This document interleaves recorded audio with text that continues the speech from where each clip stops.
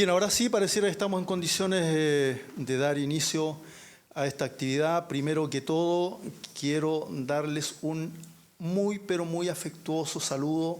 Sean todos ustedes muy bienvenidos a esta actividad que sabrán que por título lleva algo así como Jornada Interinstitucional de Simulación de la Declaración de un niño, niña o adolescente en un contexto de juicio oral. El nombre nos da dos notas que me interesa destacar de ellas, de esta actividad. Primero, es una jornada interinstitucional, no solo porque quienes van a hacer la simulación pertenecen a las instituciones involucradas en el juzgamiento penal reales, en el sentido de que vamos a tener fiscales pertenecientes al Ministerio Público, defensores de la Defensoría Penal Pública, jueces del tribunal, sino que más allá de los partícipes, es interinstitucional porque en rigor es el fruto del trabajo de todas las instituciones que están involucradas, e incluso el guión ha pasado, digamos, por todas las instituciones. De manera que en rigor no es una actividad propia del Poder Judicial. La hacemos acá por un motivo simple. Tenemos que simular un juicio y por lo tanto el lugar adecuado para hacerlo es precisamente una audiencia, una sala de audiencias de un tribunal oral. Y además tenemos que también ver no solo cómo se comportan los intervinientes en una diligencia de este tipo, sino también cómo funcionan los sistemas tecnológicos, la sala, el audio, en fin, la videograbación. Y desde ese punto de vista, entonces, que se hace acá y, digamos, aparecemos el Poder Judicial como locales en esta actividad, ¿no? Pero es interinstitucional. La segunda nota es que es una simulación. Como es una simulación, es una especie de teatralización. Vale decir, está sujeta a un guión que ha sido discutido por las instituciones previamente y como todo guión exige de los actores que se ajusten, digamos, a su texto. Esto significa, además, que, por ejemplo, podrán aparecer aquí algunas preguntas que podrían ser tremendamente inductivas. Y uno diría, caramba, yo hubiese objetado esa pregunta. Sí, sin lugar a dudas, un defensor, o si es que es el caso un fiscal, las hubiese objetado. Pero acá no las vamos a objetar porque de lo que se trata precisamente es de generar a veces un grado de dificultad para ver cómo responde el tribunal ante una contingencia de ese tipo o cómo se desempeña el intermediario que está con la víctima en la sala de audiencia. De manera entonces que podríamos decir, como aparece en algunos programas de televisión, del punto de vista del contenido, lo que van a ver no obliga, digamos, no representa necesariamente lo que haría cada una de las instituciones puestos en una situación semejante. Bien, dicho eso, quiero saludar muy especialmente a nuestras autoridades máximas. Están con nosotros, está el señor ministro don Lamberto Cisterna de la Corte Suprema. Tenemos también con nosotros al señor fiscal nacional, ¿no? Está el defensor también nacional Andrés Manque, el fiscal nacional don Jorge Abbott. Está también con nosotros la ministra subrogante en la presidencia de la Corte de Apelaciones de acá de esta ciudad. Y bueno, tenemos autoridades nacionales y regionales pertenecientes a todas las instituciones involucradas. Veo también muchísimas caras conocidas. Tenemos gente del Ministerio Público, de la Defensoría, de la Policía de Investigaciones, Carabineros, Ministerio del Interior, Ministerio de Justicia, en fin, digamos, están todos de algún modo representados. Les voy a indicar, eso sí, quiénes van a ser nuestros actores, quiénes van a estar llevando a cabo esta actividad en los roles de fiscales, defensores, tribunal, intermediario y víctima. El tribunal va a estar compuesto por los magistrados que están aquí. Presidiendo el tribunal es jueza, obviamente, de este tribunal. Además tiene la particularidad, le decíamos a don Lamberto, que una de las juezas que pertenece al primer grupo de, por así decirlo, egresados, ¿no?, del curso del primer curso inicial de formación que hizo el Poder Judicial, de manera que ya están en condiciones o trámites para su posterior acreditación ante el Ministerio de Justicia y Derechos Humanos, ¿no? Gretchen Demandes va a estar presidiendo el tribunal, lo acompañan don Cristian Barrientos y don Luis Sumonte. Por la Fiscalía están obviamente fiscales, doña Mónica Barriento, Carmen Gloria Caamaño van a estar cumpliendo ese rol por parte de la Defensoría Penal Pública. Nos acompañan doña Claudia Landero y don Joaquín García en el respectivo rol. El intermediario, muchos lo habrán visto en la ceremonia que hubo hoy a eso del mediodía, donde fueron algunos ungidos prácticamente, ¿no? Ya como intermediarios pronto a acreditarse, perteneciente al Cuerpo de Carabineros, don Raúl Ursúa. Va a ser el rol de intermediario. Como víctima tenemos a doña Iris Sangüesa, ella es una profesional del programa de atención de víctimas, ¿no? Que depende del Ministerio del Interior, entiendo, de la Subsecretaría de Prevención del Delito de esa cartera. Bien, antes de comenzar con la actividad misma, invito a don Lamberto, si nos quiere entregar algunas palabras, un breve saludo, ¿no? Buenas tardes a todas y a todos. Saludo con especial efecto a los intervinientes en este juicio simulado, a las autoridades nacionales y regionales y a todas y todos ustedes, amigas y amigos. Un afectuoso saludo desde la Corte Suprema que yo transmito con el mayor agrado. Primero porque esta es mi región.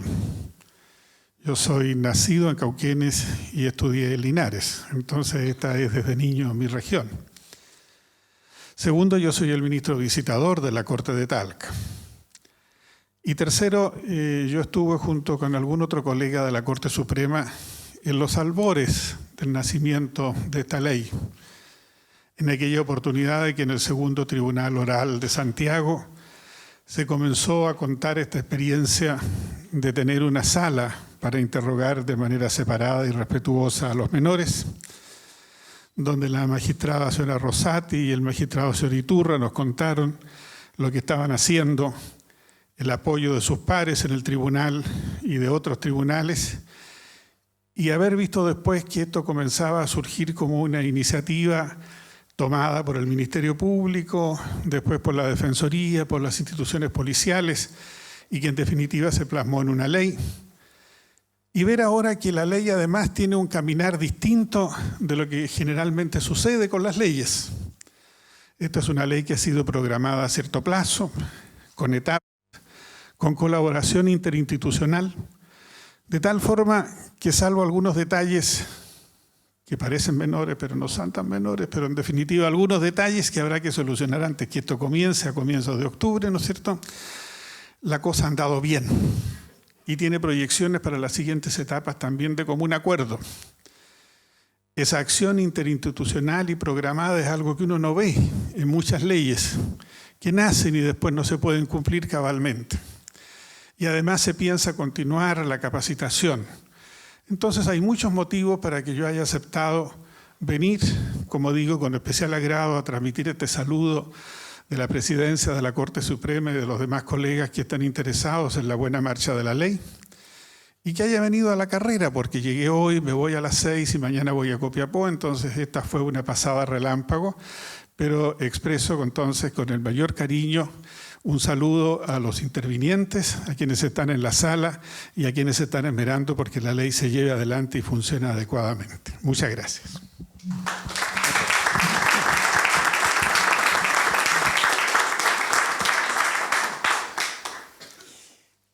Bien, vamos a continuar con algún saludo.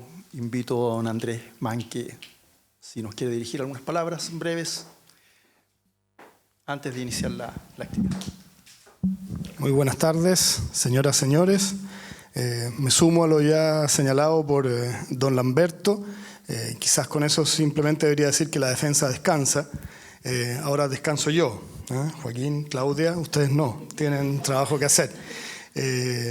Aquí hay una ecuación bastante directa. Tenemos mayor exigencia desde el punto de vista de las políticas públicas.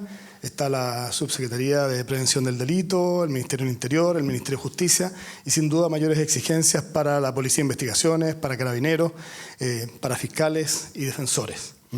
Ahora, el propósito de esto es más derecho y más dignidad para las personas que acuden al sistema de justicia. En este caso, para las víctimas menores de edad, particularmente los delitos sexuales y otros delitos.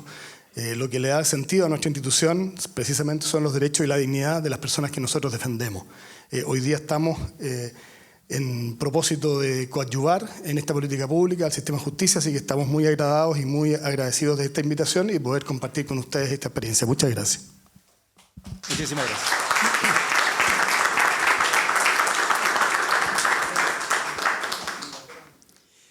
Bien, y invito finalmente al señor fiscal nacional, don Jorge Abot, por favor, si nos quiere entregar algunas palabras. Gracias. Bueno, buenas tardes a todos y todas. Bueno, me sumo a las palabras tanto de don Alberto como de Andrés Manque. Efectivamente es una gran ocasión esta. Aquí vemos a todas las instituciones de la Administración de Justicia reunidas precisamente en hacer una simulación de una política pública que empieza a implementarse, donde tenemos comprometido el esfuerzo de cada una de nuestras instituciones para que ella sea un éxito. Lo decía en la mañana, estas instituciones hemos sido capaces de construir una de las políticas públicas más robustas que se tenga recuerdo en la historia del país y que es la reforma procesal penal. Sin duda, digamos, este desafío a que nos llaman, particularmente los niños, niñas y adolescentes que son víctimas de delitos graves, merece el esfuerzo y merece también ya la dedicación de todos y cada uno de nosotros. Desde ya, el Ministerio Público está profundamente comprometido desde su obligación como ya protector de las víctimas, ¿no es cierto?, particularmente de delitos graves y especialmente de niños, niñas y adolescentes. Felicito también ya a quienes van a llevar adelante esta simulación, la cual veremos con muchísimo interés y que luego nos servirá esta experiencia que vaya construyéndose en esta región para ir mejorando el sistema a lo largo del país. Porque también, como lo señalaba, creo que una de las grandes virtudes que tuvo la reforma procesal penal fue la gradualidad en su implementación. Fuimos todos aprendiendo en las regiones que fueron entrando en vigencia ya la reforma, con posterioridad a las primeras, pues bien, iban tomando las experiencias anteriores. Ustedes van a ser ya los pioneros en todo esto, ¿ya? Y sin duda van a poner los primeros estándares y nosotros ya pues bien tendremos que replicarlo en el resto del país, mejorarlo y hacer una retroalimentación ya permanente, como bien también lo manifestaba ya el ministro don Lamberto Cisterna. Hay una formación constante y un perfeccionamiento constante donde estamos comprometidos todas las instituciones. Así que mucho éxito en la simulación y muchas gracias.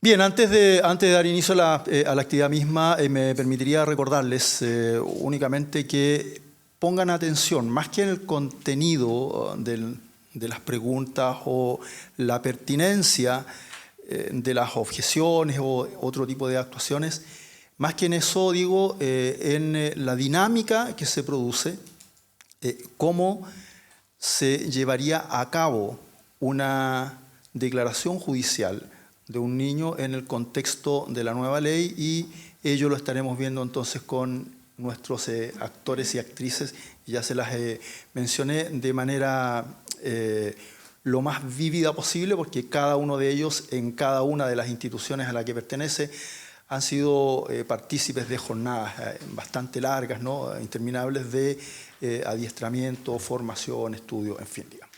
Así es que estamos en condiciones de dar inicio entonces a la actividad. ¿Bien?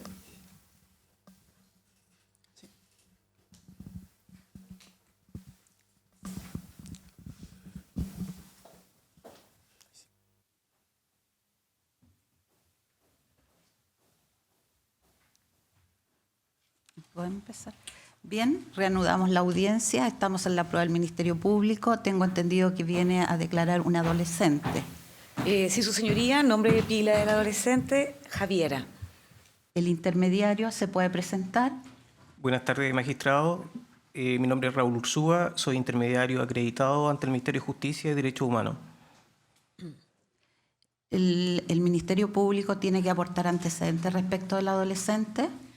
Sí, magistrado, vamos a informar respecto de la adolescente que existe un informe Euravit, el cual señala que se encuentra en condiciones para declarar. Y además contamos con un informe de la psicóloga del colegio, quien ha tenido varias sesiones con la adolescente y en este señala que ella muestra perturbación emocional y alteraciones anímicas relacionadas con los hechos, lo que se ha expresado en estados de irritabilidad y además ha presentado conductas autolesivas consistentes en cortes de brazos y piernas. Esa es la información con la que contamos, magistrado. ¿La defensa algo que aportar? Señoría, la defensa no tiene nuevos antecedentes. Ya. Oídos los antecedentes, la menor, ¿el intermediario podría indicarnos la forma en que va a hacer las preguntas? Sí, señor magistrado, se sugiere que las preguntas sean sencillas. No obstante, se espera que por la edad de la adolescente, ésta pueda entender conceptos de temporalidad y de espacialidad. Además, se sugiere que no se utilicen conceptos técnicos de tipo jurídico. También, señor magistrado, me gustaría saber si existe alguna prevención legal que mencionara al adolescente. Además, se va a tener una especial atención al estado emocional de la adolescente, dados los antecedentes que se mencionan, y se informarán en forma oportuna al señor juez presidente. Solo va a monitorear usted el estado emocional. El Ministerio Público, respecto a las prevenciones legales. Sí, magistrado, solicitamos que se haga la prevención respecto del artículo 302 del Código Procesal Penal, atendido que el imputado es el abuelo de la adolescente. ¿La defensa? Señoría, solicitamos se haga la prevención del artículo 14 de la ley 21.057 y que la adolescente decida si declara en presencia del intermediario o de su señoría. El intermediario tendrá presente las dos prevenciones legales. Respecto de la forma en que nos vamos a comunicar, los intervinientes, defensa, el Ministerio Público va a hacer las preguntas. Si no hay una objeción al respecto, yo le voy a decir pregunte. En todo caso, le pido que no sea tan inmediata, si escucha la pregunta, hacerla de inmediato al adolescente porque puede tardar un poco la objeción. Y si hay una objeción, le voy a decir espere. Sí, señor magistrado. ¿Algo más que decir? Sí, señor magistrado, también me gustaría ponernos de acuerdo sobre las instancias de canalización, las que mencionaré como causal número 1 cuando la pregunta sea compleja, engañosa o coactiva. Mencionar la causal número 2 cuando las preguntas produzcan un sufrimiento, grave afectación al adolescente. Y por último, invocar a la causal número 3 cuando se observe un estado emocional grave del adolescente que impida continuar con la intermediación. Bien, en ese caso el tribunal resolverá en cada caso, cuando lo haga presente. Además, señor magistrado, quisiera pedir autorización para ingresar con un bloc de apunte. Sí, puede hacerlo y puede pasar a la sala.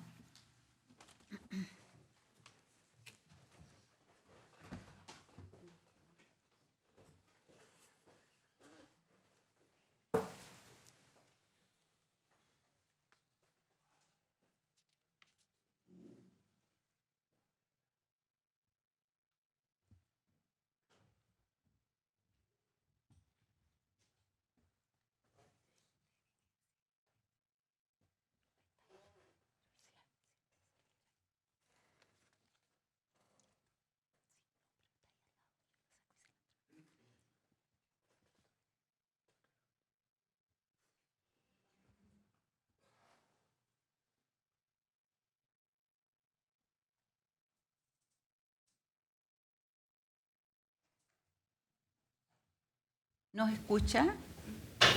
Sí. Bien. Entonces, cuando quiera, empieza con la fase inicial. Javiera, mi nombre es Raúl y mi trabajo en este momento es hacerte preguntas que te van a hacer unos jueces.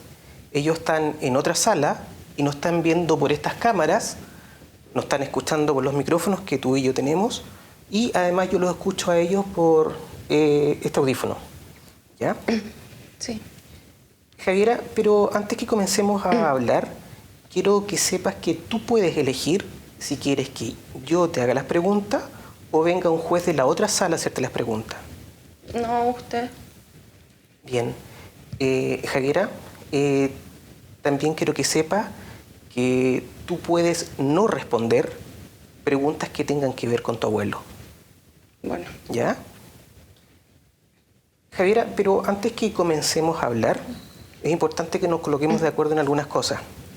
Por ejemplo, si yo te hago una pregunta que no te acuerdas, solo dime, no me acuerdo. ¿Ya? Ya. Y si yo te hago una pregunta que no sabes, solo dime, no sé. ¿Ya? Bueno.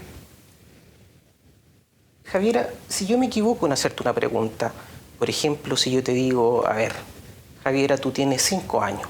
No. ¿Ya? Javiera, entonces tú me puedes corregir si yo me equivoco. Bueno. ¿Ya? Si necesitas ir al baño o necesitas algo, solo me lo dices. ¿Bueno? Ya. Javiera, quiero que sepas que en esta sala estamos solamente tú y yo. Nadie va a entrar, para que estés tranquila.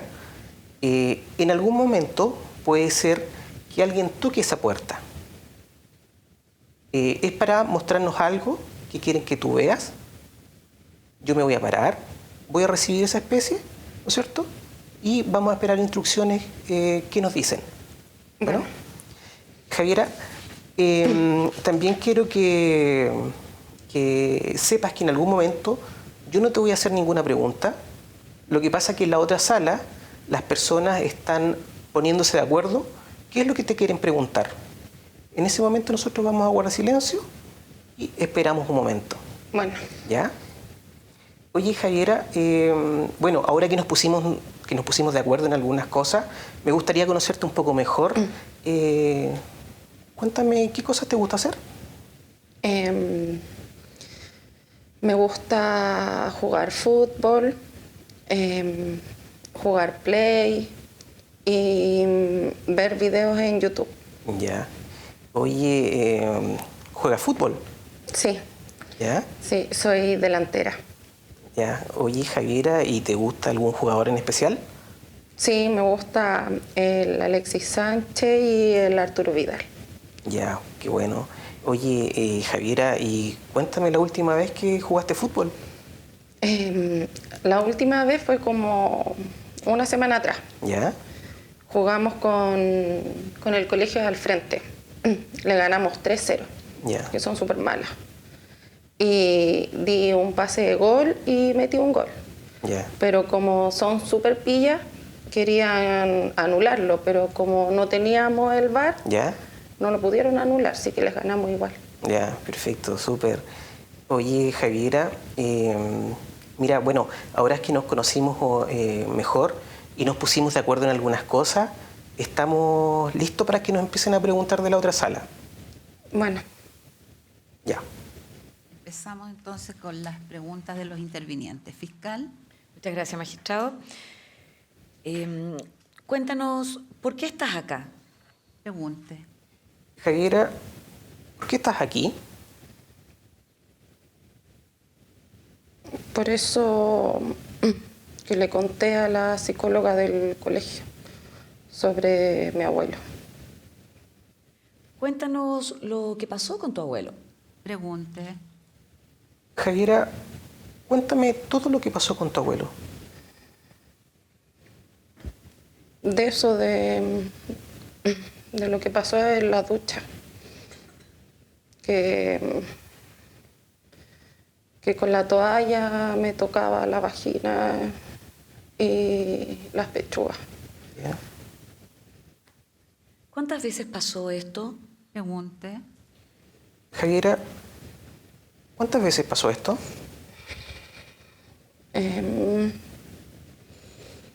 Pasó 2 veces, pero la última igual fue como súper rara. ¿Ya? Ya. A ver, para que podamos entender, Estos hechos que tú nos cuentas fueron cosas raras, tocaciones u otras cosas. ¿Podrías especificar sobre lo que pasó con el abuelo en ese lugar? Pregunte. Señor magistrado, solicito considere la instancia de canalización número 1. Entonces los jueces vamos a deliberar. Por favor, instruya a la adolescente que esto va a tomar un tiempo para que lo tenga presente. Javiera, ¿recuerdas cuando yo te dije que en algún momento yo no te iba a hacer una pregunta? Y las otras salas se están colocando de acuerdo sobre qué pregunta hacerte. Guardamos silencio un momento, ¿bueno? Bueno, Fiscal, ¿puede precisar la pregunta? Voy a reformular, señoría. Entonces reformule. ¿Cómo fue la última vez que pasó esto? Pregunte. Javiera, ¿cómo fue la última vez que pasó esto? la última vez fue para el 18, ¿Ya? porque estábamos todos en la casa de mis abuelos. Po. Estaba toda la familia, estaban haciendo un asado. ¿Ya? Y estaban haciendo el asado, igual era tarde. Y yo tenía sueño, así que me fui a acostar. Fui a la pieza, me puse el pijama y me acosté a dormir. Po. ¿Ya? Y estaba ahí acostada y sentí que me estaban tocando ¿Ya? y que me querían bajar el pijama. Y cuando despierto veo que era mi abuelo ¿Ya? y me dijo, quédate callada. Y yo le decía que no me hiciera eso y me dijo, cállate, cállate. Y en eso le salió un líquido blanco y tomó una polera que estaba en la cama de al lado y se ¿Ya? limpió. Y ahí me dijo que me quedara callada porque si no le iba a hacer lo mismo a mi hermana. Javiera, ¿quieres un vaso de agua o necesitas pañuelo? No, agua. Ya. Javiera, si necesitas hacer una pausa, ¿solo me lo dices? No, sí puedo seguir. Ya. Recuerda, Javiera, que si necesitas una pausa, solo me lo pides. Ya. Ya. ¿Podría contarnos cómo era esa polera que ella señala? Pregunte. Javiera, ¿cómo era esa polera que nos cuenta? Era como una polera normal, pues, como todas las poleras. Era negra. Era de mi tío José, que él se estaba quedando ahí por el 18. ¿Ya? Señoría, solicito que se le el ingreso de la evidencia, que en este caso es la polera, para que la adolescente pueda reconocerla. ¿Algo que decir la defensa? No tenemos inconvenientes, magistrado. Bien, entonces intermediario le explica a la adolescente que se va a hacer ingreso de una evidencia para que ella diga lo pertinente y usted le explica eso. Javiera, ¿te recuerdas que yo te dije que en algún momento iban a tocar esa puerta? Sí. Bueno, ahora van a tocar esa puerta, me van a pasar algo que quieren que tú veas desde la sala, ¿cierto? Esperamos que eso ocurra y te muestro lo que no quieres entregar. Ya.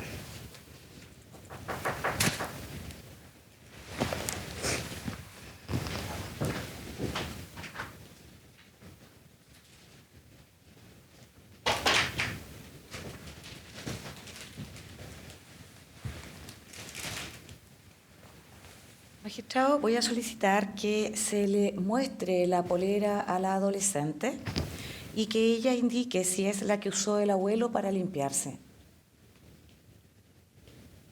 Puede hacerlo. Javiera, mira, adentro de esta bolsa hay una polera. ¿Es la misma polera que dices tú que usó tu abuelo para limpiarse? Sí, es la misma polera. Era la polera de mi tío José que siempre usaba.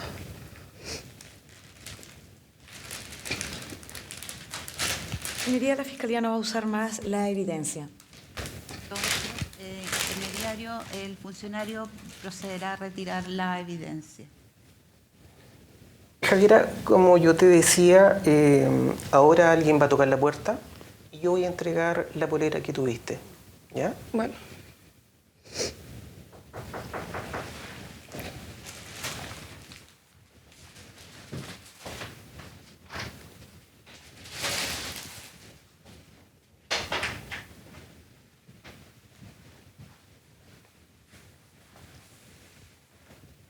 ¿Qué pasó después que se limpió con la polera? Pregunte. Javiera, ¿qué pasó después que se limpió con la polera? Se limpió con la polera y me dijo eso de mi hermana. Y se fue rápido porque yo creo que estaba asustado porque estaban todos entrando a la casa porque ya hacía harto frío. Ya. Tú dices que se limpió con la polera. ¿Qué parte del cuerpo se limpió con esa polera? Objeción, señoría. Espera un momento. Intermediario, se ha planteado una objeción para que usted explique a la menor que se va a producir un silencio. Javiera, ¿recuerdas que yo te dije que en algún momento yo no te iba a preguntar nada, que íbamos a guardar silencio? Y la otra sala se están poniendo de acuerdo en qué pregunta puede realizarte. Nos quedamos calladitos un ratito, ¿bueno? Sí. Defensora, argumente. Gracias, señoría. Señoría, entendemos que la pregunta realizada por el Ministerio Público es sugestiva, toda vez que la víctima jamás ha señalado que con la polera se haya limpiado alguna parte del cuerpo.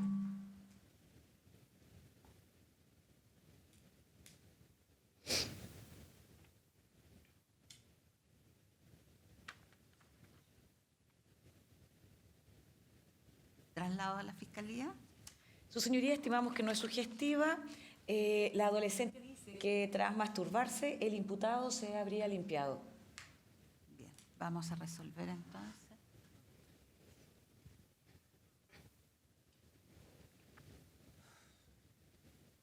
Fiscal, reformule, por favor. Muy bien, reformulo. Javiera, tú dices que el abuelo se limpió con la polera.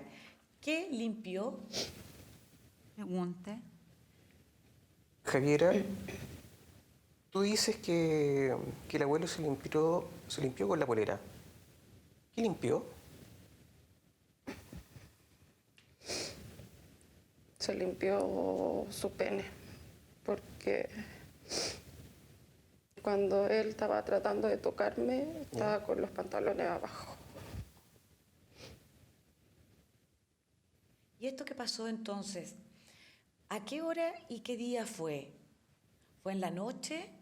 ¿Pero cuán tarde? ¿Y cuánto rato estuvo el abuelo contigo? Tratándose de una pregunta compuesta, el tribunal la va a hacer por partes. La primera pregunta, intermediario, es ¿a qué hora fue? Javiera, ¿a qué hora fue? Fue tarde en la noche. Que igual se demoraron con lo de la carne del asado. Ya. Y era tarde, así que ahí me fui a acostar. Y como estaba durmiendo, no, fue tarde. ¿Qué día fue? Javiera, ¿qué día fue? Fue como que no me acuerdo bien el día, sé que era para el 18, porque ese día que hicimos el asado después igual seguimos comiendo carne, pero no me acuerdo bien el día.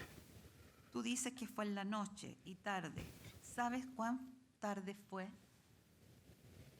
Javiera, tú dices que fue en la noche y tarde. ¿Sabes cuán tarde fue? No, pues, yo sé que era tarde, pero la hora exacta no sé. Ya. ¿Cuánto rato estuvo el abuelo contigo?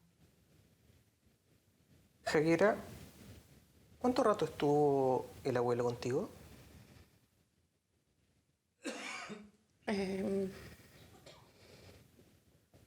No fue mucho rato. Es que igual él como que estaba medio asustado, así que se fue, pero no me acuerdo cuánto rato. Tú contaste también que pasó algo en la ducha. ¿Nos puedes decir qué pasó ese día? Pregunta intermediario. Javiera, tú contaste también que pasó algo en la ducha. Sí. ¿Puedes decirnos qué pasó ese día? Es que ese día me tocó en el colegio jugar fútbol. Y llegué a la casa y como estaba con el equipo, toda Ya. cochina, mi mamá me dijo que me fuera a bañar rapidito para tomar once. Y llegué, me estaba bañando y entró mi abuelo. Y me dice, sale de la ducha. Y le dije, no, salga usted. Ya. Y me dijo, no sale porque yo te voy a secar. Ya.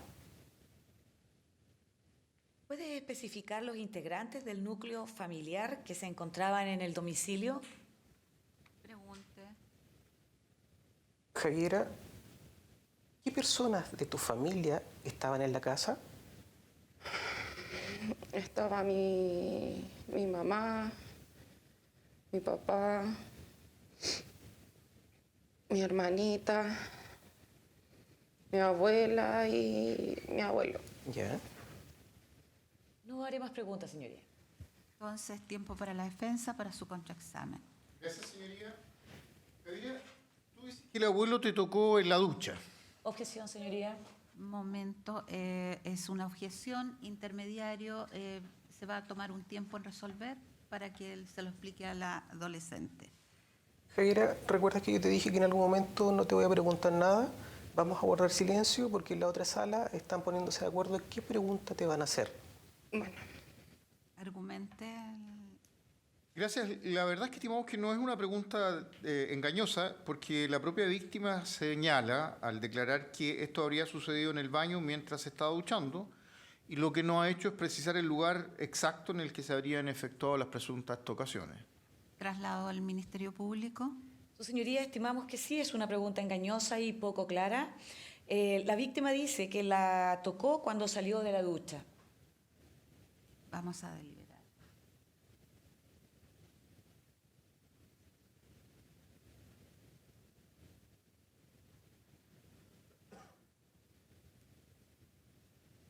Vamos a pedirle entonces a la defensa que precise la pregunta. Bien. Javiera, cuando dices que tu abuelo te tocó en el baño, ¿en qué lugar estabas tú y en qué lugar estaba tu abuelo? Pregunte. Javiera, cuando dices que tu abuelo te tocó en el baño, ¿en qué lugar estabas tú? yo estaba afuera de la ducha, en una toalla que ponemos en el suelo. Ya. Javiera, ¿y en qué lugar estaba tu abuelo? Él estaba al frente mío, pues con la toalla en la mano. ¿Dices que él usó la toalla para tocarte o para secarte? Pregunta intermediario. Javiera, tú nos cuentas que él usó una toalla. ¿La toalla la usó para tocarte o para secarte? Es que con la toalla me empezó a secar todo el cuerpo, pero cuando me lo pasaba por la vagina y por los pechos, lo hacía muchas veces. Ya. Entonces, ¿definitivamente te tocó solo con la toalla o también con su mano? Pregunte. Javiera, ¿te tocó solo con la toalla o también te tocó con su mano? No, con la toalla. Javiera, tuviste recién una polera, ¿no es verdad? Pregunte. Javiera, tuviste recién una polera, ¿cierto? Sí, Y dijiste que esa polera era negra, ¿cierto? Pregunte. Javiera, nos dijiste que la polera era negra, ¿cierto? Sí, Pero cuando la vimos pudimos ver que no era completamente negra. ¿Cómo puedes estar seguro que esa era la polera de tu tío? Pregunte. Javiera, ¿recuerdas que hace un rato vimos una polera? ¿De qué color era esa polera? Señoría, objeción. Entendemos que el intermediario excedió sus facultades al modificar la pregunta. Intermediario, no realice la pregunta, vamos a resolver. Hay una objeción. Javiera, no me respondas. En la otra sala se van a colocar de acuerdo sobre la pregunta que te hice. Guardamos silencio un momento. Defensora. Sí, señoría, con la pregunta que se hizo, lo que se pretende es tratar de evidenciar contradicción entre el color señalado inicialmente y aquel que corresponde a la evidencia que nos fue exhibida. El intermediario, al modificar su pregunta, excede de las facultades legales y además su señoría cambia radicalmente el sentido de la pregunta. Bien, entonces el tribunal realizará la siguiente pregunta. Intermediario, tú dices que la polera era negra, pero la que te mostramos era de otro color. ¿Cómo sabes que esa era la polera de tu tío? Pregunte. Javiera, tú dices que la polera era negra, sí. pero la que te mostramos era de otro color. ¿Cómo sabes que esa era la polera de tu tío? Que lo que pasa es que, o sea, estaba tan oscuro que yo la vi negra, pero es la polera que siempre usaba mi tío. ¿Ya? Siempre la usaba y porque aparte tenía una marca, tenía la marca aquí. Bien, vamos a otro tema. Dijiste que le contaste a la psicóloga del colegio. ¿Le contaste a alguien antes? Pregunte. Javiera, nos dijiste que le contaste a la psicóloga del colegio. ¿Le contaste a alguien más antes? Sí, a mi mamá. ¿Qué le contaste a la mamá? Pregunte. Javiera, ¿qué le contaste a tu mamá?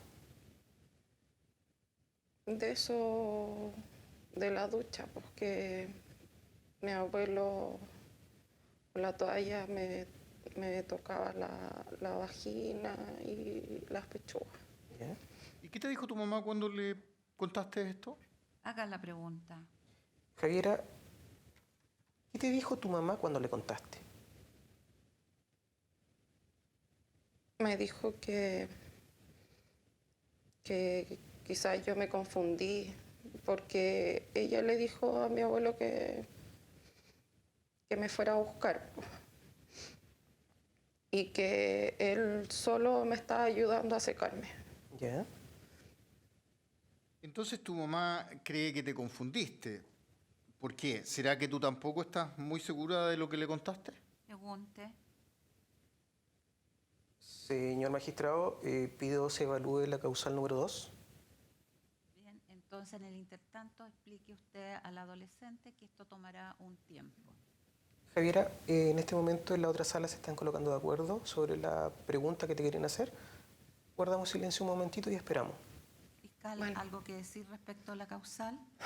Sí, magistrado, la comparto plenamente, toda vez que se trata de una pregunta que causa sufrimiento e incluso podría ser coactiva para la adolescente. Defensa. Señoría, no estamos de acuerdo con lo señalado por el intermediario. Entendemos que la propia adolescente ha señalado que pudo haberse confundido y además su señoría va en línea con nuestra teoría del caso. Vamos a resolver.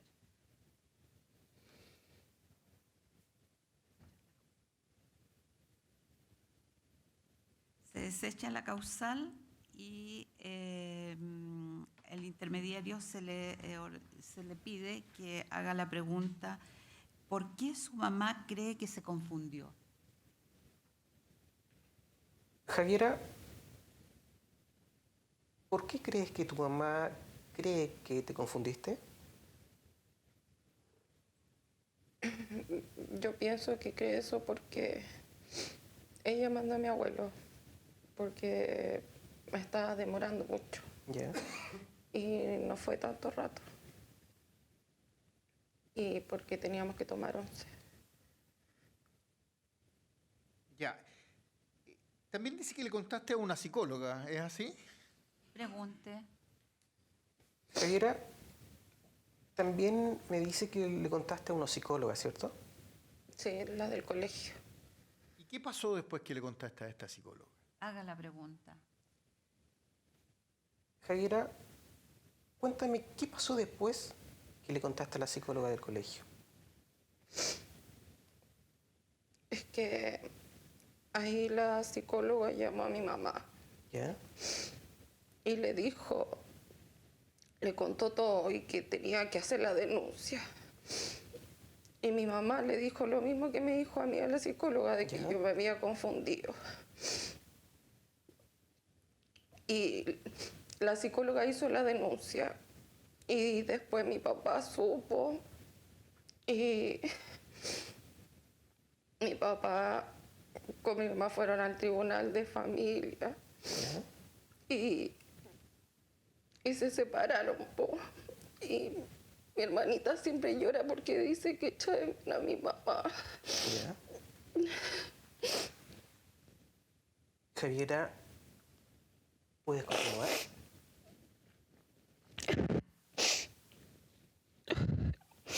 Señor magistrado, solicito se canalice la causal número 3.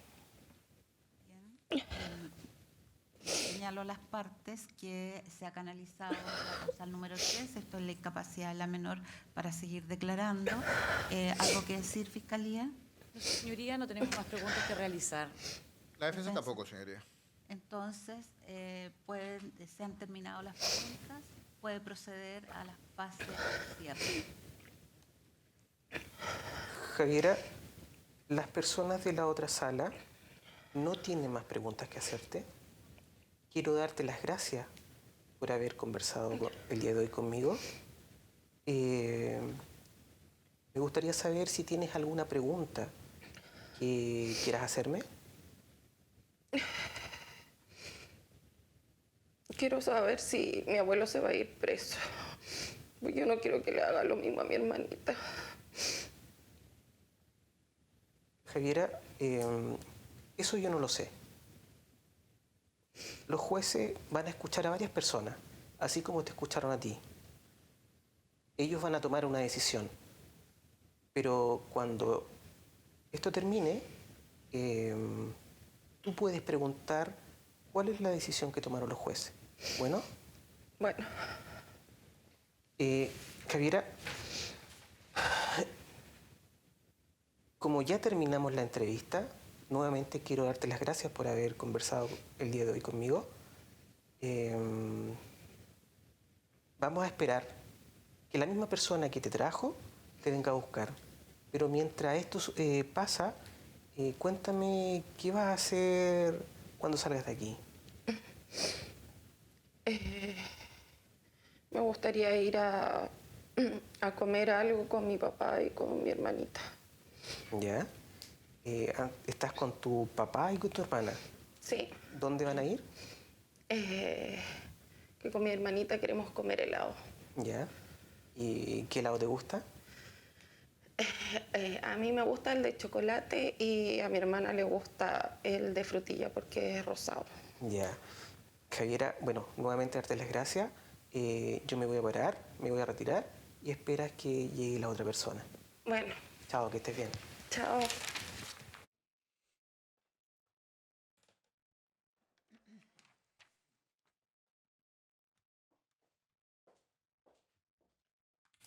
Ha terminado la etapa de cierre.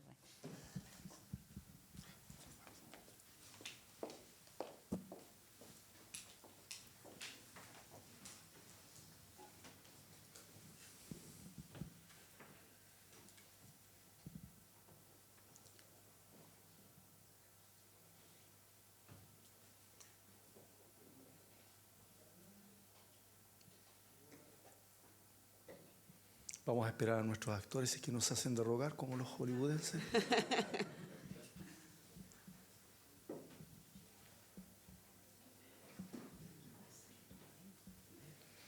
se están sacudiendo las emociones, digamos, para poder recobrar el estado de ánimo apto para estar en esta sala, ¿no?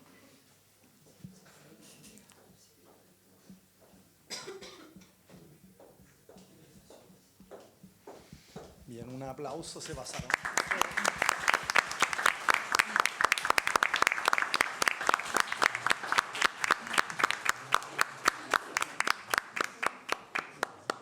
Bien, lo que vamos a hacer a continuación es un feedback técnico que va a estar a cargo de nuestra queridísima Alicia Fuentes. Ella es psicóloga, instructora por parte del Poder Judicial para los efectos de esta ley, va a dirigir esta parte del ejercicio. Posteriormente haremos, no sé, si hay preguntas o impresiones. ¿Bien? Bien, muchas gracias. Buenas tardes a todos. Concluye entonces el ejercicio de simulación y también la idea ahora es poder escuchar a cada uno de los que participaron en este ejercicio, partiendo, no sé si puedes hablar, sí, partiendo por, ella es Iris Sangüesa, ¿cierto? Fue Javiera, y cuéntanos tu impresión respecto de lo que implicó participar en este ejercicio y lo que significó para ti ser una víctima más de un delito como este. La verdad que fue una experiencia, o sea, es fuerte la experiencia, pero a la vez completamente gratificante, porque estamos siendo un aporte completamente para esta ley, para formar a entrevistadores e intermediadores, así que es un orgullo ser parte de esto. Y te agradecemos también porque de alguna forma nos trajiste acá a una Javiera de 16 años, ¿cierto? Una adolescente afectada que poco a poco fue mostrando también diferentes situaciones que muchos de los que estamos acá y trabajamos con abuso sexual nos encontramos en la práctica, ¿cierto? Niños que sufren este tipo de victimizaciones, pero en realidad no es solamente una única victimización, sino que tiene que ver con un contexto, ¿cierto? Una familia también que se afecta, así que te doy las gracias. Yo igual te veo aún en la emoción, ¿cierto? Tranquila. Te damos las gracias porque de verdad se transmite. Pese a que estabas ahí en la sala especial, como la sensación de que había una víctima que está sufriendo y estábamos todos acá también pensando en poder hacer que esta víctima no sufra tanto, ¿cierto? O no sufra más allá de lo que ya le ocurrió. Así que, sí, muchas gracias. Quiero dar la palabra ahora al intermediario, que es nuestra figura además especial, ¿cierto? Esta ley de alguna forma consagra a los entrevistadores, ¿cierto?, por la entrevista investigativa y también a los intermediarios, y queremos también darte la palabra, Raúl, para que nos cuentes desde tu experiencia, de lo que viviste acá, qué impresiones te deja este ejercicio. Sí, la verdad que es una buena instancia para canalizar experiencia en realidad. Como estamos en proceso de formación continua, esto nos ayuda a cualquier cantidad a lo que somos entrevistadores y también intermediarios. También, bueno, felicitar a la actriz. En algún momento uno, mientras está haciendo la intermediación, va sintiendo un poco más o menos los sentimientos que ella va expresando. Así que en realidad fue muy buena la experiencia. Muchas gracias, Raúl. También aprovechamos de darte las gracias porque, bueno, esto era un guión, todos sabíamos que había un guión, pero cada uno también le da una impronta a cada uno de sus roles, y en el caso tuyo, como intermediario, pudiste mostrarnos también la necesidad de un tono cálido, ¿cierto?, de una forma también de hablar a las víctimas, de acercarnos a ellas, más allá de la técnica, ¿cierto? Así que te doy las gracias y también yo creo, aprovecho de mostrar cómo una persona que es de Carabineros, de PDI, un juez, una persona de la Fiscalía puede hacer este rol, ¿cierto?, con un entrenamiento, con una forma de perfeccionarse respecto de esto, ¿cierto? Me preguntan harto a mí cuando hago los cursos de capacitación o los CIFE, si solamente los psicólogos podemos hacer esto. Podemos todos aquellos que estemos entrenados específicamente para poder hablar con las víctimas. Así que te doy las gracias también por habernos también mostrado en tu ejercicio todas esas habilidades blandas que también son importantes para ese rol. Gracias. Ahora doy la palabra a las partes. Partimos por Fiscalía. Bueno, yo antes que nada quiero dar las gracias por esta instancia, por la posibilidad de participar el día de hoy. Bien especial porque uno como fiscal le cuesta un poco la entrevista directa con la víctima. Es muy difícil cuando uno está en juicio poder obtener un relato, poder que la víctima también entregue y sea protegida en ese sentido. Con esta ley, con la ley 21.057, sí lo que tenemos es precisamente esto, que es la protección del niño, niña, adolescente. Creo que también nosotros como Fiscalía, y como bien lo dijo el Fiscal Nacional, es un rol importante que tenemos el de la protección de las víctimas, y creo que con esta instancia se apunta directamente hacia allá, así que muy contenta con esta experiencia. Muchas gracias. Usted tuvo también una compañera, ¿cierto? Estuvo Sí. apoyando ahí, no habló directamente, pero sabemos que estuvo ahí apoyando también para que también nos dé algunas De hecho, impresiones. creo que es como inmerecido el honor de hablar, porque la verdad es que salvo ir a buscar la evidencia, que fue protagónico, digamos, no. Sin perjuicio de eso, obviamente me uno a la colega, en el sentido de el toque de realidad que percibí yo en el ejercicio. Eso puedo hacerlo como, lo percibí muy vívido. Yo estaba como nerviosa en la interrogación, veía a la víctima sufriente, entonces parecía estar realmente viviendo un juicio oral y con las preguntas, si va a poder contestar, si no va a poder contestar. Eso me parece como muy, muy destacable del ejercicio. Siento que se generó una experiencia muy vívida de realidad. Y lo otro que también me gustaría hacer presente, que al menos en el caso personal es inevitable la comparación con lo que estamos haciendo hasta ahora con lo que viene en relación a la interrogación de los NNA.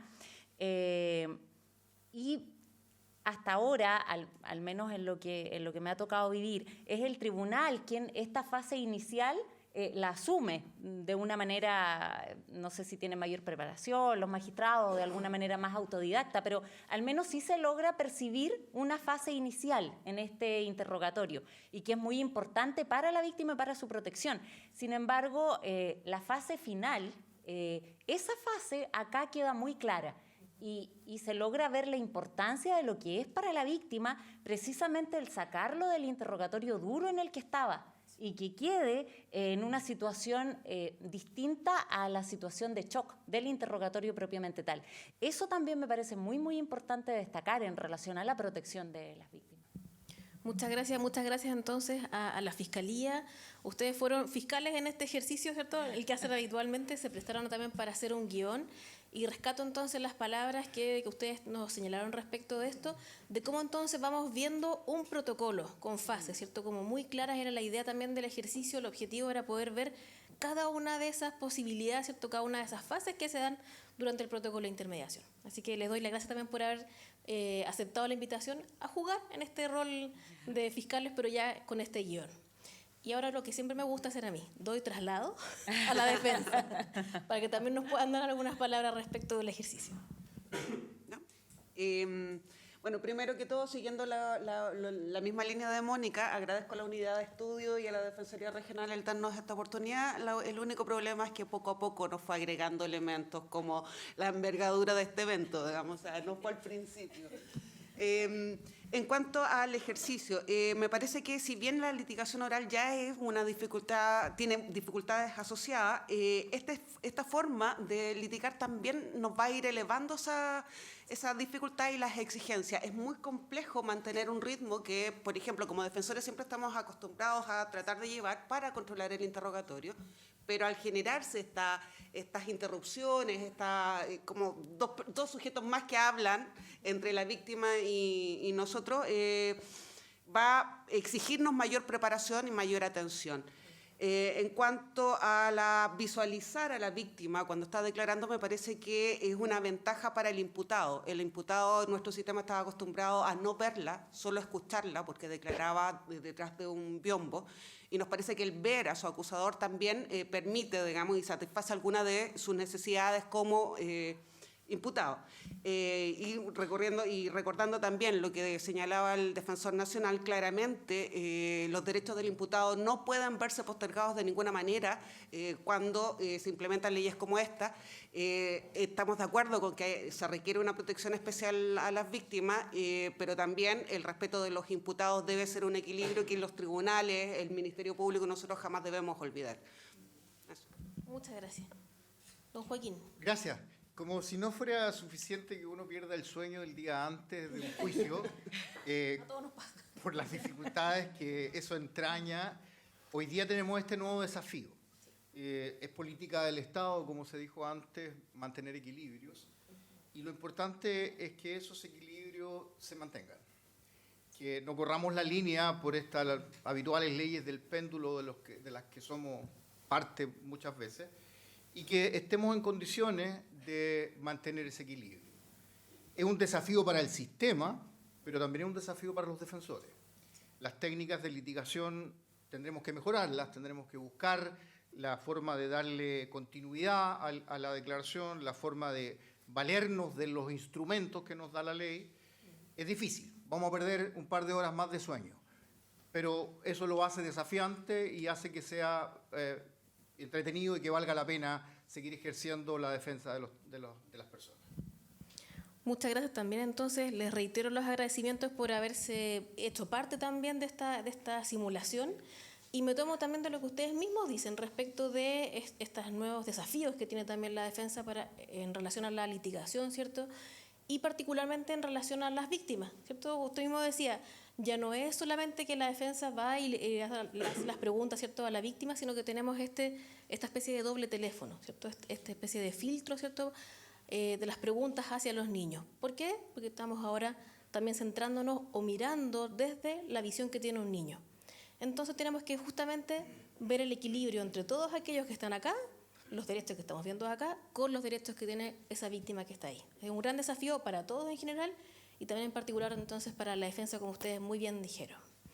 Y me voy ahora a los dueños de casa, a el tribunal que participó hoy día. Les doy nuevamente las gracias. Yo sé que los seguí un poco durante la semana, casi que los acosé un poco para que estuvieran aquí, pero les doy las gracias entonces por haber participado en este ejercicio, y también les doy la palabra para que puedan contarnos sus impresiones respecto de lo que hicimos hoy día. Yo creo que a todo lo dicho hay que sumar algo que se desprende y que se vio de este ejercicio, la importancia que tiene el entrevistador o el intermediario, la gran ayuda que va a significar para el juez, porque él, aparte de hacer las preguntas acorde a la edad y a la capacidad y a la edad y madurez del niño o adolescente, va a estar monitoreando continuamente su estado anímico, lo cual es importante. Yo creo que eso es lo más, y esperar que el desafío que se nos viene lo desarrollemos en óptimas condiciones. No sé si... Muchas gracias. ¿Don Luis?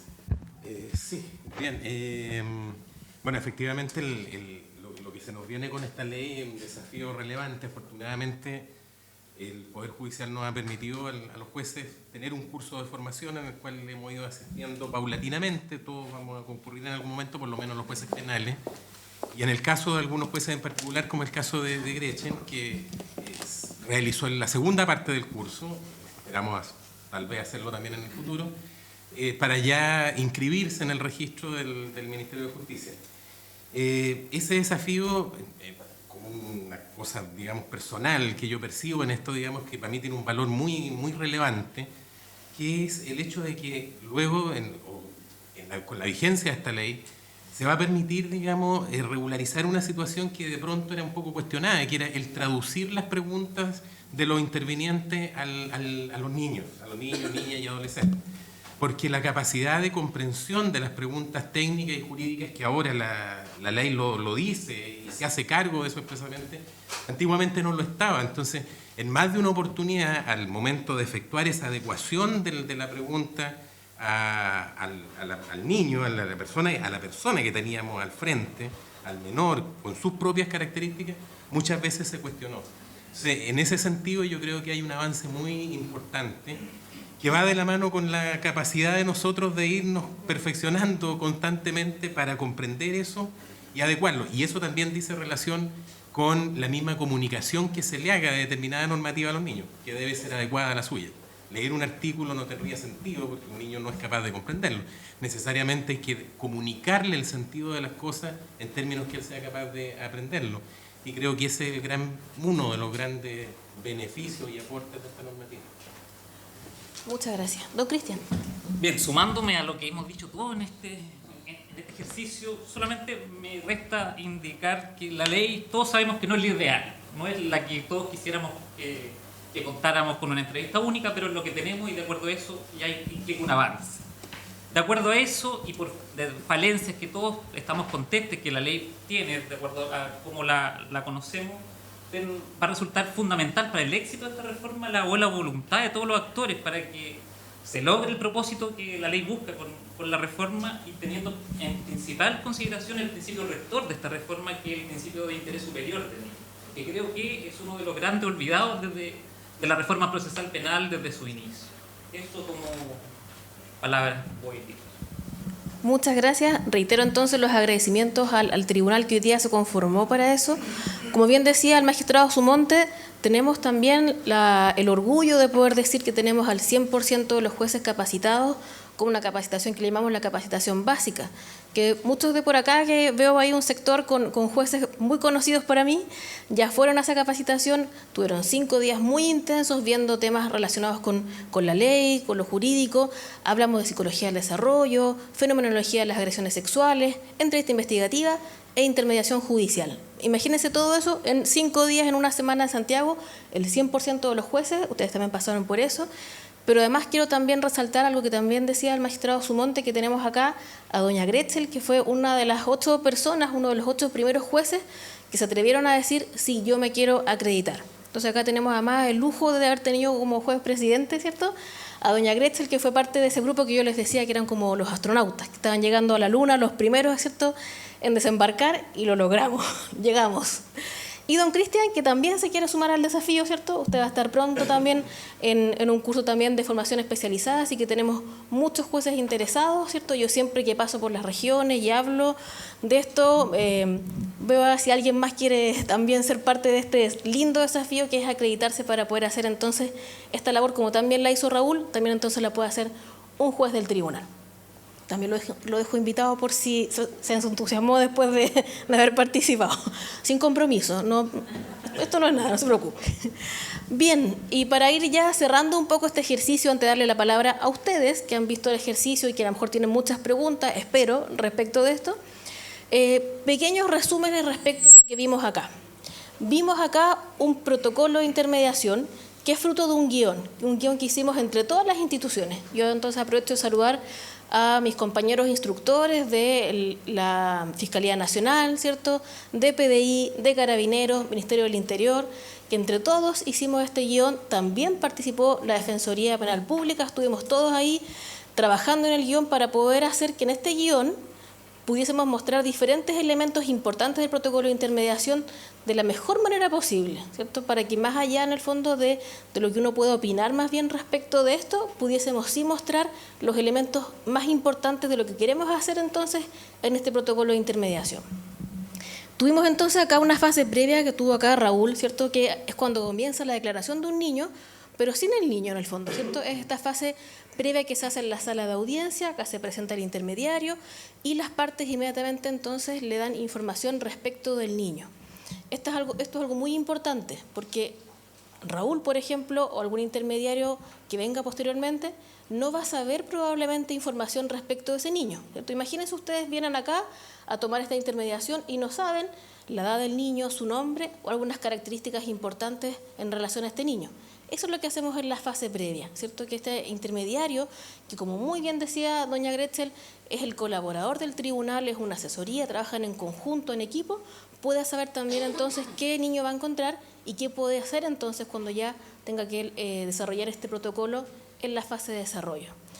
Esta fase de previa cada vez se ha robustecido más. De hecho, cada vez que hacemos cursos de capacitación, en el primer CIFE que tuvimos hace poco, la semana pasada, hablamos mucho respecto a esta fase porque es una fase de coordinación entre todos, ¿cierto? El tribunal, intermediario y las partes.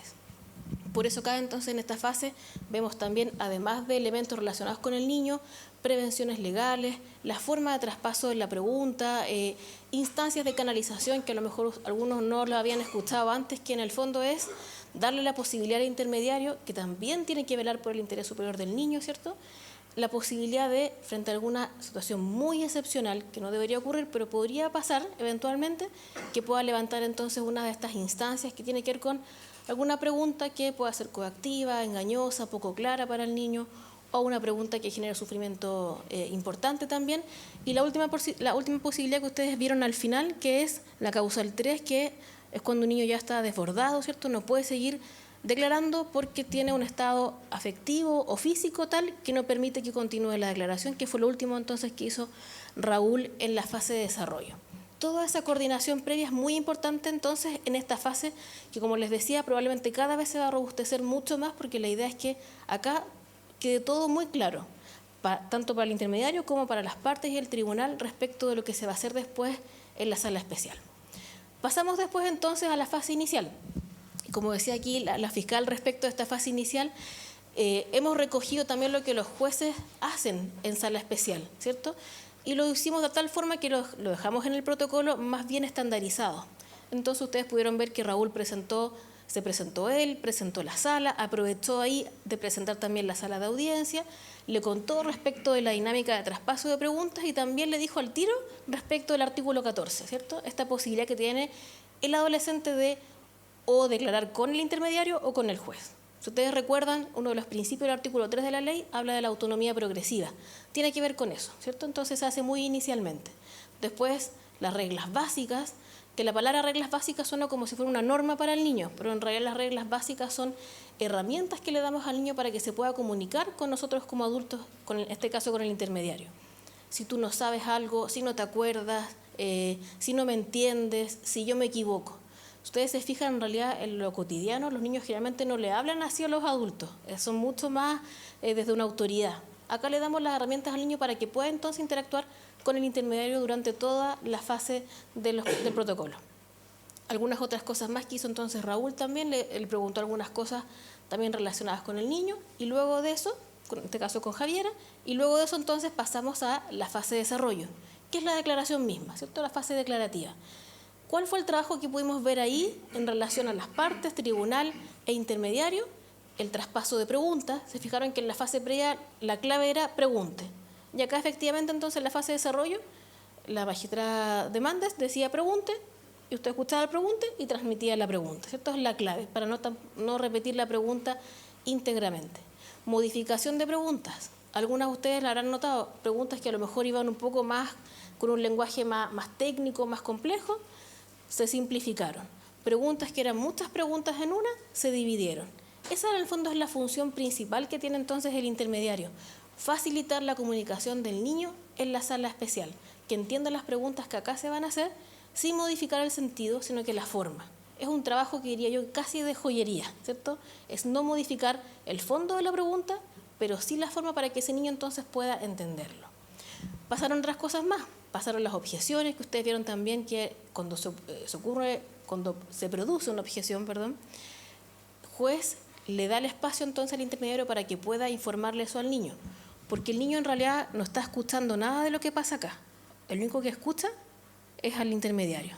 Si el intermediario se queda en silencio, callado, no sabe lo que está pasando, es como que se produjo una pausa entonces. Esa pausa es la que tiene entonces que informar el intermediario. Aparecieron las instancias de canalización, las 3 causas que tenemos en el protocolo, ¿cierto? Y además de eso hubo un ingreso de evidencia. También queríamos mostrar cómo ocurre eso, cómo entonces el intermediario maneja ese ingreso de evidencia tanto cuando entra como entonces cuando sale. Hay varias cosas más en la fase de desarrollo, pero la dejo entonces para que ustedes puedan hacer quizás alguna pregunta o consulta respecto de eso. Terminamos la fase de desarrollo y además con Javiera, que estaba bien intensamente afectada. Se levantó una causal 3, las partes dijeron en realidad no tenemos más preguntas, vamos a la fase de desarrollo.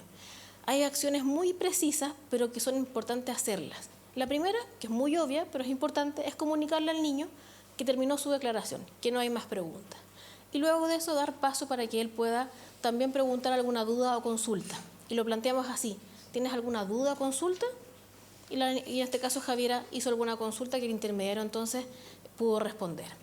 Además de eso, hacemos 1 o 2 preguntas como para que el niño se vaya un poco más tranquilo. En este caso, Raúl le preguntó qué le gustaría hacer después. Hablaron de cosas como más bien neutras, ¿cierto? Agradables para Javiera, y de esa forma ella también se fue sintiendo mucho más tranquila para poder terminar su declaración. Después le informa que él se va a retirar y Javiera se queda ahí esperando a la persona que la va a ir a buscar y la va a llevar entonces con la persona que la trajo al tribunal. Eso es súper importante. La declaración del niño termina cuando el intermediario se retira. Y todos ven por las pantallas que el intermediario se retiró y terminamos la declaración. No es que digamos, ok, la declaración terminó ¿Se apaga esto y el intermediario se queda conversando con la niña o haciendo algo más? No. Para transparencia de todos, el intermediario entonces sale una vez que ya terminó y completó esta fase de cierre y el niño queda ahí esperando un par de segundos solamente para que venga alguien a buscarlo y lo retire del tribunal. Eso es lo que quisimos mostrar entonces con este ejercicio, con este guión que realizamos entre todos. Hemos hablado harto nosotros, ahora yo quiero darle la palabra a todos ustedes, a las autoridades que están acá, a todo el público que presenció este ejercicio. No sé si de la otra sala me están escuchando, me están viendo, tienen la posibilidad de conectarse, podríamos tener como un reportero allá, ¿cierto? Para que esté ahí con las preguntas, pero damos entonces ahora el espacio para que sean ustedes los que puedan preguntarnos a nosotros, a los intervinientes, de acuerdo a la duda que ustedes tengan, respecto entonces a lo que vimos hoy día. Les doy la palabra. ¿Levanta la mano si tienes una consulta? Tenemos varias. Yo tengo una duda súper doméstica. Aquí en este caso se trata de un adolescente, o sea, una niña de 16 años. Cuando se trata de un niño pequeño, igual se le da toda la explicación, que hay cámaras, que se van a hacer preguntas, que van a haber silencio y todo lo demás, aunque sea un niño chico. Exacto, muy buena consulta, ministra. Se le da toda la información siempre a los niños, porque es el derecho que tienen ellos a información. Pero obviamente vamos modificando eso en cuanto al lenguaje, en cuanto a extensión, de acuerdo a la edad de los niños. En este caso, Javiera tenía 16, una niña más grande, ¿cierto? Podíamos darle más información probablemente. A un niño más pequeño vamos a hacerlo en términos mucho más didácticos. Vamos a mostrarle que están las cámaras aquí, le mostramos los micrófonos y le explicamos para qué es eso de una manera más bien breve, pero siempre tenemos que explicarle para que el niño pueda entender en qué contexto está y tenga información respecto de lo que va a hacer.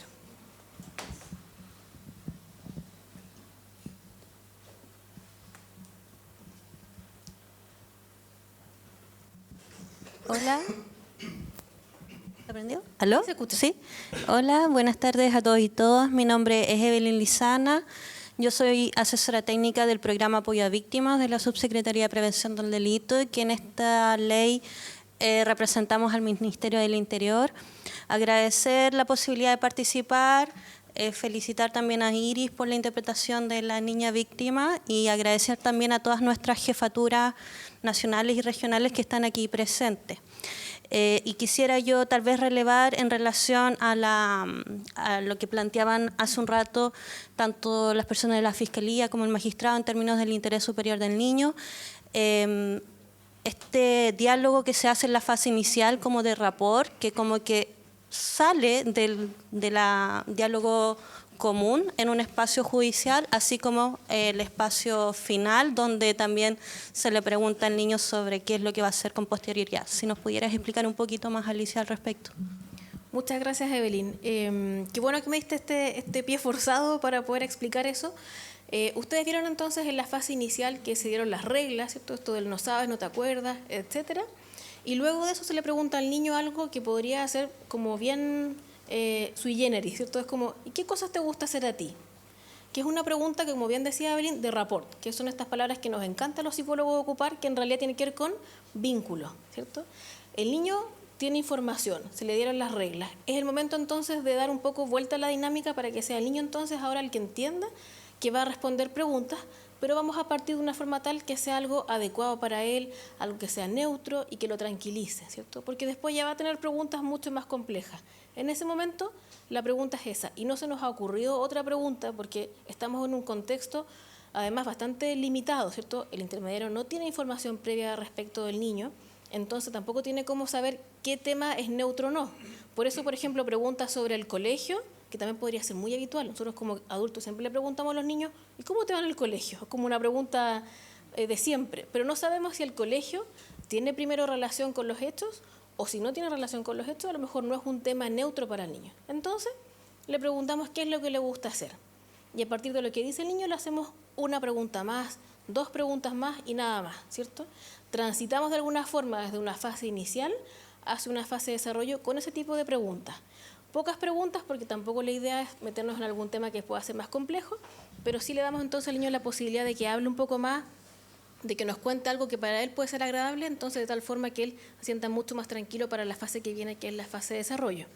Y lo último también que ligaba Evelyn tiene que ver con la parte final. También apareció una pregunta que le hace el intermediario, ¿cierto?, que no le hicieron las partes, respecto de lo que el niño va a hacer después. ¿Qué te gustaría hacer después? O algún elemento parecido a eso, más bien neutro, es para que el niño se vaya también tranquilo. Sobre todo pensando en el caso de Javiera, ¿cierto?, una niña que está bien complicada, efectivamente está bastante desbordada. Entonces, la idea es que esa niña que vino a declarar, que abrió todos estos temas, que se afectó, tratemos de que se vaya lo más compuesta posible, porque ese niño, esa niña, ese adolescente, vuelve después a su rutina, ¿cierto? Tiene que volver a reinsertarse en sus rutinas habituales.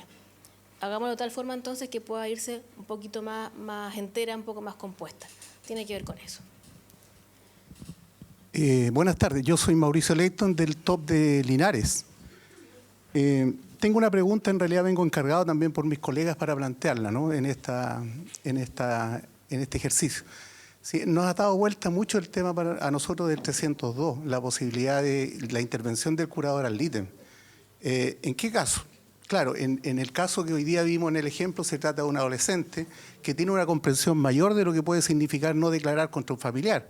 Pero ahí está esta disposición legal, ¿no es cierto?, que dice que cuando la víctima, o un testigo también puede ser, declara contra un acusado que es el papá, por ejemplo, en este caso era el abuelo, y vienen sus representantes legales, la madre o padre, a declarar en el juicio, hay que nombrar un curador ad litem. No un curador ad litem, miento, es un curador para el efecto de ejercer el derecho que tiene el niño de no declarar en contra de un familiar, o de negarse a responder a aquellas preguntas que puedan implicar, ¿no es cierto?, la comisión de un delito o responsabilizar a ese familiar que está ligado en términos de parentesco.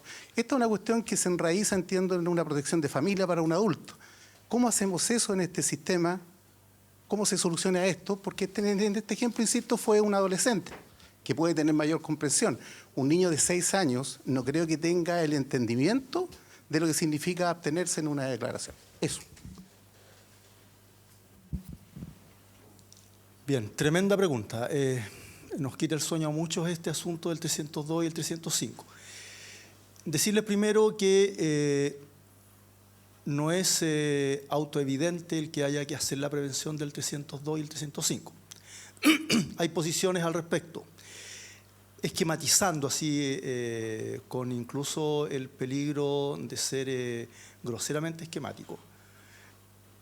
Quienes pensamos, por ahí me incluyo yo, digamos, quienes pensamos que no procede hacer este tipo de prevenciones, lo hacemos basado en que la ley especial que prima, digamos, sobre la legislación en general establece como principio la voluntariedad.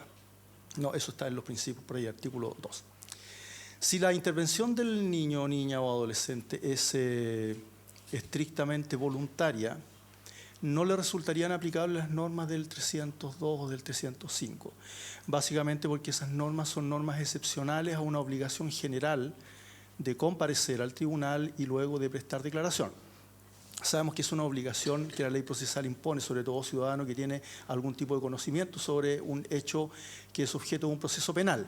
Y luego hay unas normas entonces que hacen excepción, ¿no?, a la comparecencia. Por un lado, hay autoridades exceptuadas de esa obligación, que sí conservan la obligación de prestar declaración, y está esta norma que hace excepción entonces a la regla general y se dice, mire, usted estando obligado a prestar declaración, no obstante ello, por relevar, digamos, otros valores que la ley considera superiores a la persecución penal, los vamos a exceptuar. Y entonces usted respecto de estas preguntas podría no declarar o no contestarlas derechamente. Bien, entonces un análisis sistemático uno diría, como el menor no está obligado a prestar declaración, ni siquiera a concurrir, no es que él en verdad no esté obligado a declarar en contra de un pariente, si él no está obligado a declarar sobre nada, incluso no está obligado a concurrir al tribunal, de manera que no estando en la situación general no se le podría aplicar la excepción, porque estas son, como sabemos, de derecho estricto, interpretación restrictiva, en fin.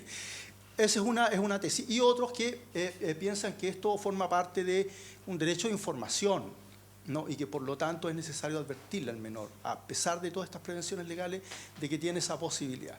Cualquiera sea el caso, Siempre vamos a enfrentar, primero, la posibilidad de una discusión ardua al respecto, y segundo, cuando lo vamos a hacer, y de hecho están preparados todos los intermediarios de todas las instituciones para poder hacer estas preguntas, enfrentamos la dificultad de cómo explicárselas en toda su magnitud, en toda su complejidad a un niño en distintas edades. Y lo que hemos optado por hacer es intentar ensayar algunas fórmulas, por así decirlo, de cómo hacerlo, sin pretender zanjar el tema con ellas, ¿no? Creo que los que opinamos un poquito distinto que sea un tema que atenta contra la voluntariedad, porque no está ahí el matiz del asunto, ¿no? Ni tampoco al tema de que explicándolo lo puede entender, sino son los alcances que tiene esta disposición, que en la ley, ¿no es cierto?, se lo entregan en principio a los papás. Si el papá dice en algún momento que el niño deja de declarar o que no conteste esa pregunta por un interés que tiene que ver con la familia, se subsana con el 302.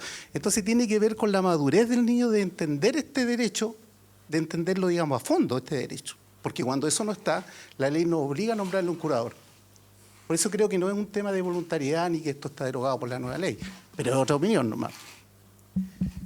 Sí, disculpa, yo solamente haría un último alcance. Recordemos que según la ley el menor no está obligado a prestar declaración en ningún caso, digamos. Entonces podría darse la situación que usted dice que se le consulta al curador y el curador dice, mire, yo estoy interesado en que se lleve a fondo la persecución penal para que este asunto no quede impune. Entonces dice, yo creo que sí debería prestar declaración. O sea, eso lo está zanjando él, pero no obstante que lo zanje él, el menor aún así no queda obligado a prestar declaración, digamos, o a ir al tribunal o a contestar alguna pregunta. Sí, efectivamente hay aristas que son complejas. Había otra pregunta por ahí. Sí, dos aspectos. Siguiendo en la misma línea que plantea Mauricio, el artículo 110 bis del Código Procesal Penal, junto con esta ley, la 21.157, introduce la figura del curador ad litem en materia de procesal penal. Es decir, la figura que estaba en el 19 de la Ley de Familia, que se modificó en el año 2008, precisamente ante la ausencia de la legitimación activa de las instituciones, como el Sename. Entonces se genera esta Ley 2008 que viene a llenar este vacío. Bueno, este vacío que se complementa en familia se trae ahora al Código Procesal Penal, como todos saben los que han estudiado esta ley, y precisamente el artículo 2 y 3 contempla estos principios que ya están en la Convención. Es decir, pareciera que el rol del curador ad litem en estas materias adquiere un rol fundamental, sobre todo en aquellos casos, tal como lo dice Mauricio, donde los familiares son aquellos precisamente que están encubriendo, protegiendo una vulneración de derechos de estos menores. Desde esa perspectiva creo que falta esa patita en esta ley. No obstante que, estudiando los protocolos, hay un par de líneas que se refieren a las coordinaciones necesarias que debe existir entre las instituciones y los curadores ad litem, pero creo que es demasiado poco lo que se dedicó a esas materias. Eso, y la pregunta que yo quería hacerle a la actriz, no sé, apelando a su buena actuación, porque cuando yo veía este video me daba cuenta de dos cosas o tres. Nunca hay que perder de vista que la Convención protege a los derechos y dentro de los derechos está el de la intimidad. ¿Hasta qué punto el que nosotros públicos nos enteremos de este rapport, que sí, esto puede colisionar con el principio de publicidad y transparencia, pero también está el derecho a la intimidad? Y también cuando se le preguntan estas consultas, ¿cómo el entrevistador va a controlar aquellos temas que apunten a cuestiones íntimas del adolescente?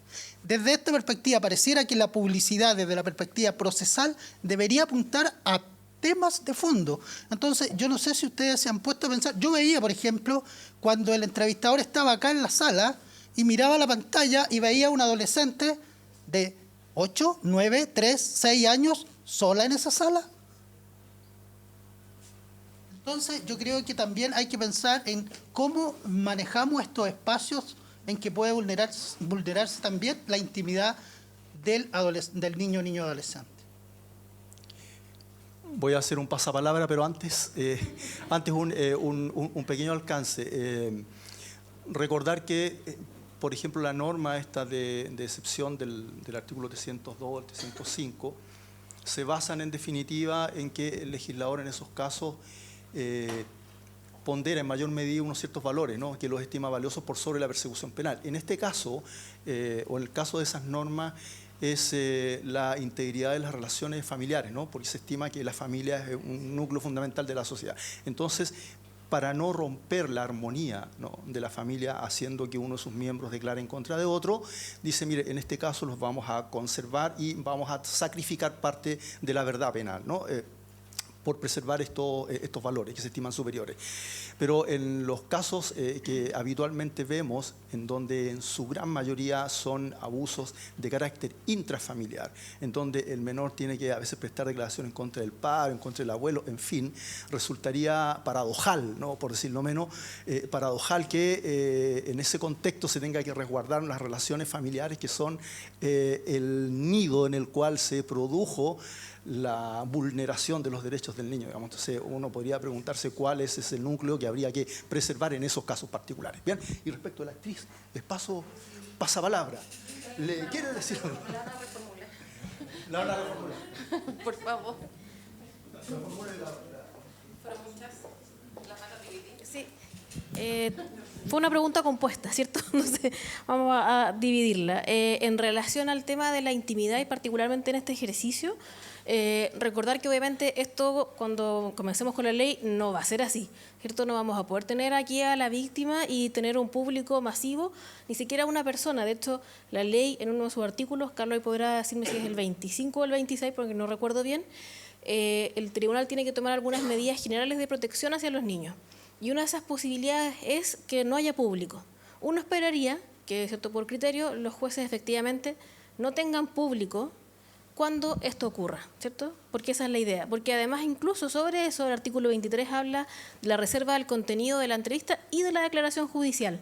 O sea, esta información, que es muy delicada, como usted bien dice, tiene que ver también con la esfera de intimidad, en este caso de la niña, ¿cierto?, del adolescente, no puede ser expuesta a estos niveles de publicidad. Entonces, como para separar, primero esto tiene que ver con un ejercicio, pero no va a ser así en la práctica en cuanto al tema del público y la exposición de la información que entregan los niños, sino que se van a tomar medidas de resguardo, de protección general, como señala la ley, para que eso no ocurra y no estemos así exponiendo tampoco la información que dicen los niños.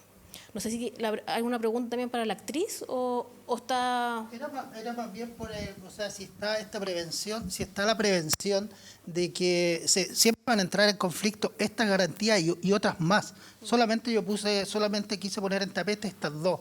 El derecho de la intimidad del menor, que está establecido como una garantía en la Convención de los Derechos del Niño, donde nosotros debiéramos hacer juicios sin público. Eso debería ser la regla general. Acierta usted, los juicios son sin público. La norma que previene la reserva de la declaración ordena que tanto la declaración judicial como aquellas hipótesis en las cuales se debe reproducir en el juicio la entrevista investigativa videograbada se hacen con absoluta reserva y por lo tanto solo tienen acceso a ella los intervinientes. De manera que previo a cualquiera de los dos eventos, a la declaración del niño, sea en el juicio o anticipadamente, o a la reproducción de la EIB, la primera medida que tiene que adoptar el tribunal es el desalojo de la sala. Así está previsto. Señoría. Por supuesto.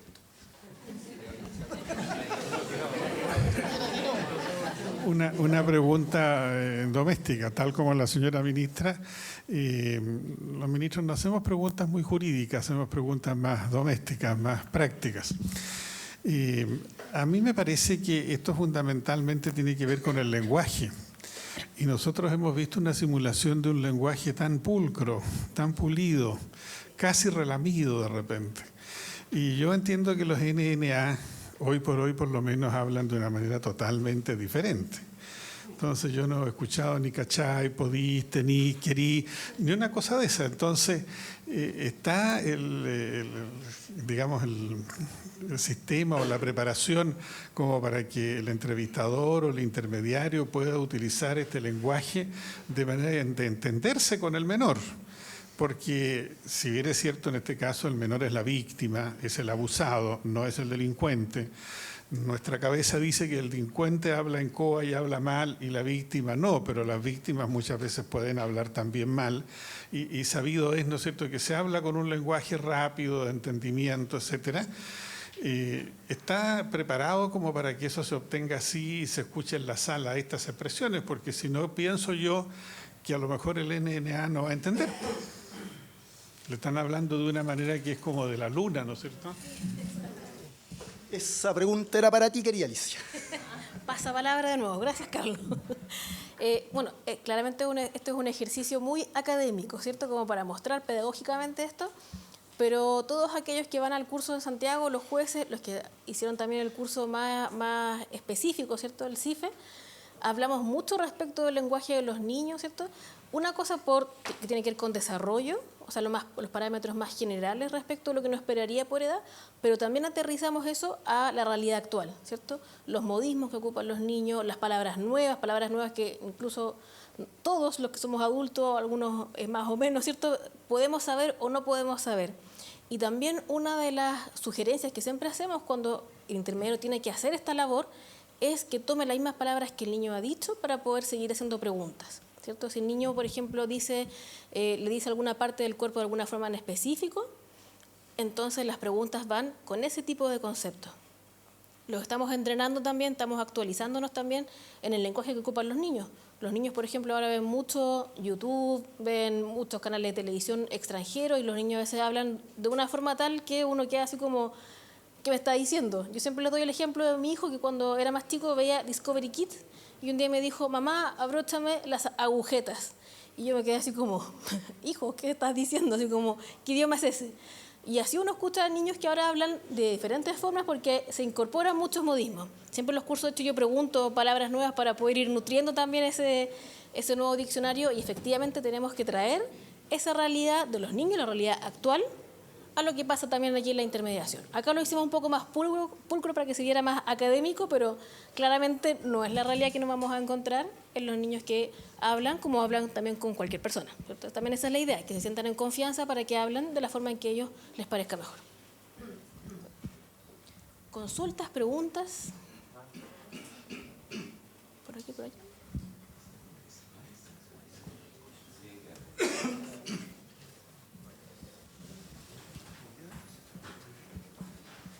¿Alguna otra consulta, comentario, queja, molestia, felicitaciones? Estamos aquí para lo que ustedes quieran.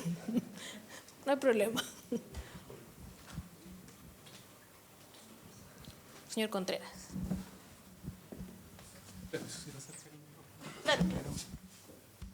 Hola, buenas tardes a todos y a todas.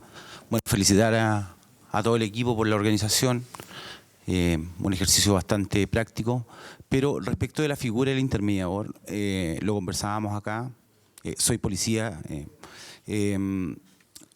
creo que deberíamos considerar igual dentro de la sala la sala especial medidas de bioseguridad por el tratamiento de la evidencia, toda vez que en esta oportunidad, ¿no es cierto?, exhibimos una polera que podía tener fluido seminal o algún fluido biológico y que deberíamos ir, sabemos que esto es un ejercicio, ¿no?, pero por temas de el cuidado tanto de la persona que está declarando como también del profesional que se va a ver expuesto a manipular ese tipo de evidencia.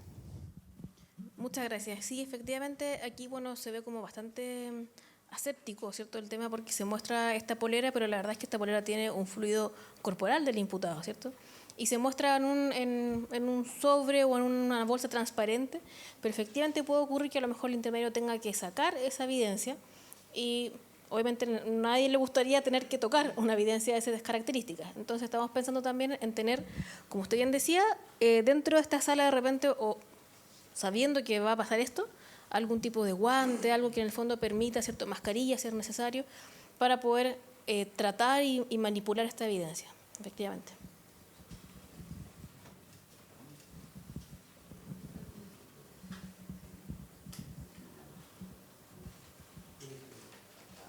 ¿Más consultas, preguntas? ¿Les queda alguna consulta, alguna observación? Bien, yo quisiera tal vez poner únicamente si se quiere, una nota de optimismo. Como decía el magistrado Sumonte y como se desprende también de muchas de las preguntas que nos han hecho ver contradicciones, complejidades que tiene la ley, Este está lejos de ser un texto legal perfecto, digamos, lejísimo. Ocurre que cuando ingresa un proyecto de ley al Parlamento, por efecto, digamos, de la interacción de diversos actores sociales con intereses legítimos, en fin, por toda la dialéctica de discusión que se da allí, los proyectos suelen ser modificados, no salen igual que como ingresaron. De ahí a que se dice que a veces uno puede entrar con un lindo osito panda al proceso legislativo y sale con una vaca en brazo, con un cocodrilo o algo parecido. Esta no fue la excepción, pero yo diría que el monstruo que salió no es tan malo, no es tan malo.